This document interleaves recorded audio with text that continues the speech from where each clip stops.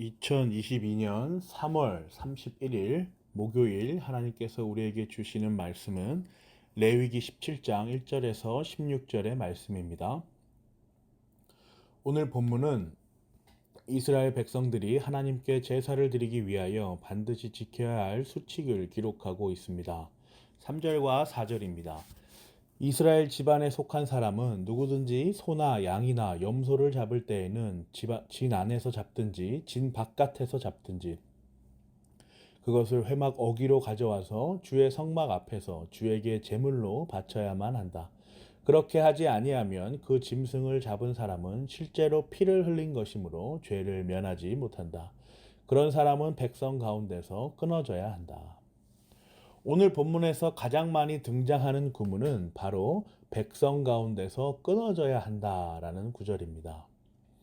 하나님께서는 이스라엘 백성들에게 자신에게 드리는 제사를 말씀하는 데 있어 중요한 것으로서 피를 흘린 자들을 반드시 거룩하게 되어야 한다라는 것을 명령하십니다. 그렇지 않으면 하나님 자신이 택하신 백성 가운데 끊어진다라는 것이죠. 그렇다면 우리가 묵상해야 할 내용은 피 흘림이 백성에게서 끊어뜨리는 어떤 의미를 갖는가라는 것에 대한 내용입니다. 우선 4절에 기록된 주의 성막 앞에서 주에게 제물로 바쳐야만 한다라는 명령을 살펴보십시다.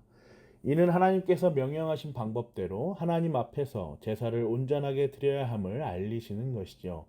곧 자기 방식대로 제사를 드려서는 그렇게 마음대로 제사를 드려서는 안 된다라는 것을 분명하게 말씀하고 계시는 것입니다. 우리는 앞서 나답과 아비후가 자기들의 방식으로 불을 다루어서 즉시 죽은 일을 기억하고 있습니다. 하나님께서는 오늘 본문에서도 이와 같은 일이 반복되는 것을 금하고 계십니다.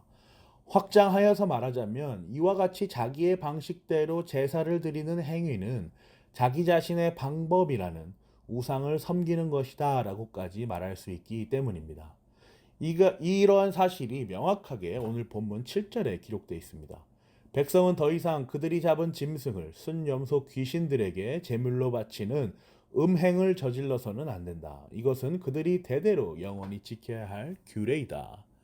순염소 귀신들이란 화요일 새벽 본문에 기록된 아사셀과 깊은 관련이 있습니다.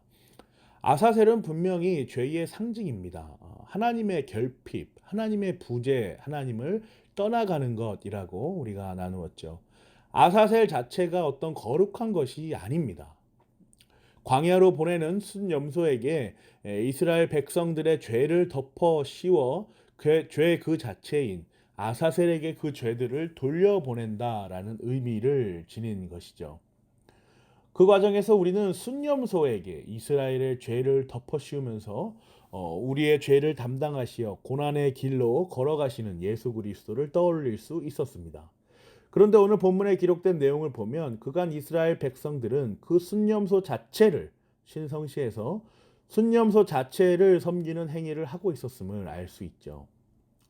하나님 입장에서 얼마나 답답했을까요? 얼마나 또 화가 나셨겠습니까? 순념소를 통해서 예수 그리스도를 보라라고 하였더니 순념소 자체를 섬기고 순념소를 우상 숭배하는 모습을 보게 되는 겁니다. 순념소와 그 죄 자체인 아사셀을 통하여 그리스도를 보라라고 하셨는데 순념소 자체를 보고 거룩한 신이라 부르고 있는 것입니다. 그래서 하나님께서는 다시 죄에 대한 정의를 분명하게 말씀하시면서 순념소 그 자체의 의미를 부여하지 말고 그 자체를 신성시하지 말라라고 강하게 말씀하십니다. 자, 그럼 이어서 피에 대한 묵상으로 우리가 가봅시다. 11절과 14절입니다.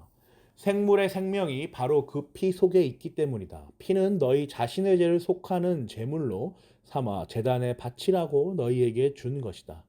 피가 바로 생명을 지니고 있기 때문에 죄를 속하는 것이다. 피는 곧 모든 생물의 생명이기 때문이다. 그렇기 때문에 나는 이스라엘 자손에게 너희는 어떤 생물의 피도 먹지 말라라고 한 것이다. 피는 곧 그 생물의 생명이니 누구든지 피를 먹으면 나의 백성에게서 끊어진다.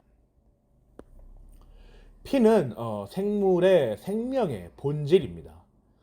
피는 죄를 속하는 제물로 삼아 제단에 바치라고 주신 것입니다. 피가 생명이기 때문에 우리를 대신하여 죄를 속할 수 있는 것입니다. 그렇기 때문에 피를 먹는 행위는 생명을 먹는 것입니다.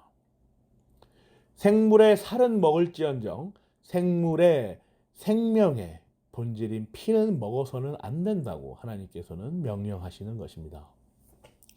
하나님의 명령은 더욱 확장됩니다. 15절과 16절입니다. 저절로 죽었거나 야수에게 물려 찢겨 죽은 것을 먹은 사람은 본토 사람이든지 외국 사람이든지 자기 옷을 빨아야 하고 물로 목욕을 하여야 한다.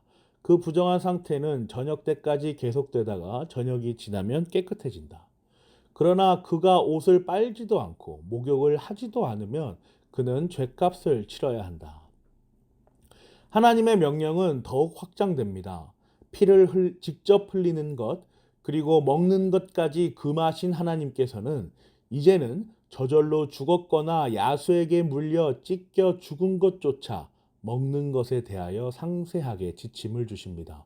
저절로 죽었거나 야수에게 물려 찢겨 죽은 것 안에는 신선하지 않은 오래된 그 피가 있기 때문이죠.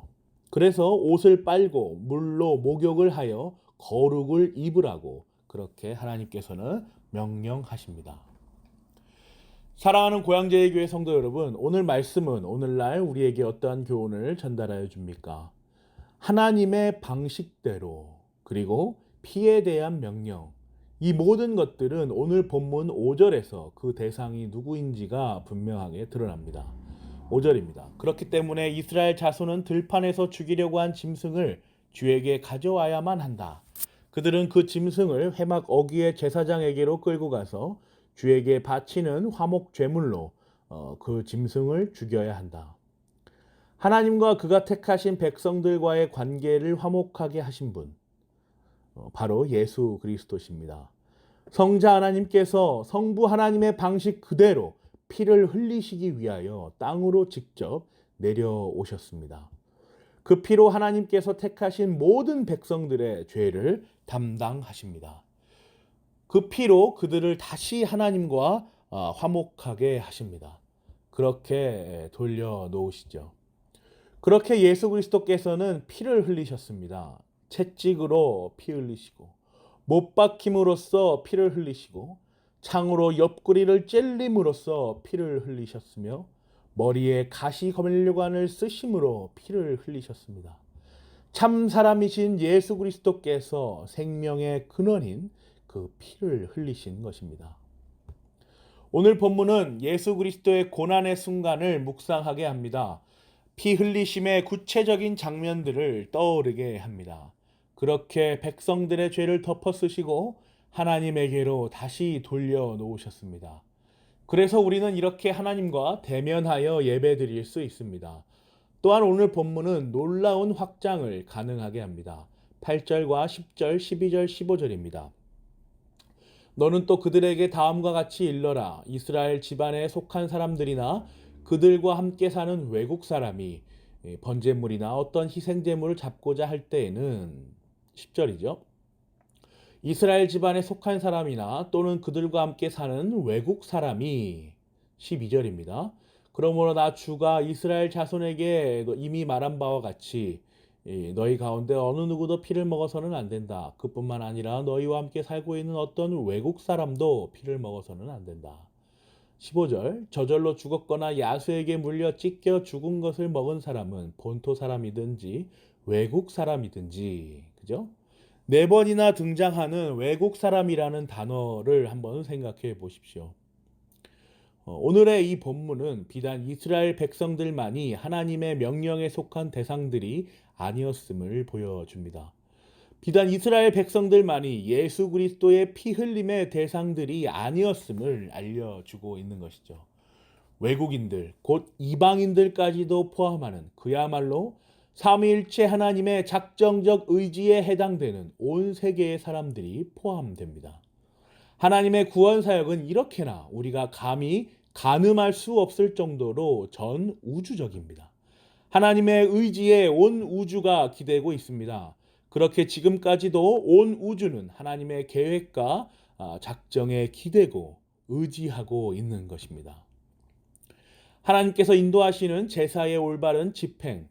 오늘날 우리는 오늘 본문을 묵상하며 하나님의 권위와 예수 그리스도의 피 흘림을 기억해야 할 것입니다.